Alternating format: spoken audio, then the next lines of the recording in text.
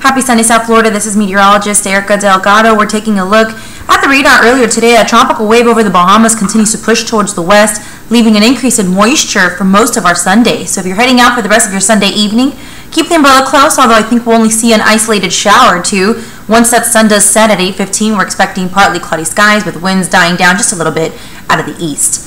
That tropical wave continues to push out towards the west for the start of the work week, so we're going to leave showers and thunderstorms in the forecast, especially for your Monday, beginning to die down and go back to your typical summertime weather pattern come Tuesday and for the rest of the work week, where we'll see afternoon sea breeze storms building each day. For your Monday afternoon, we're calling for highs in lower 90s, scattered showers and thunderstorms in the forecast, but then we'll continue to see an improvement as the work week goes along, and just in time for the next upcoming weekend, things really begin to dry out. So for the rest of this evening, keep the umbrella close, although I don't think you'll really need it unless you see an isolated shower or two, and then we begin to see an improvement for the second half of the week. Enjoy your Sunday.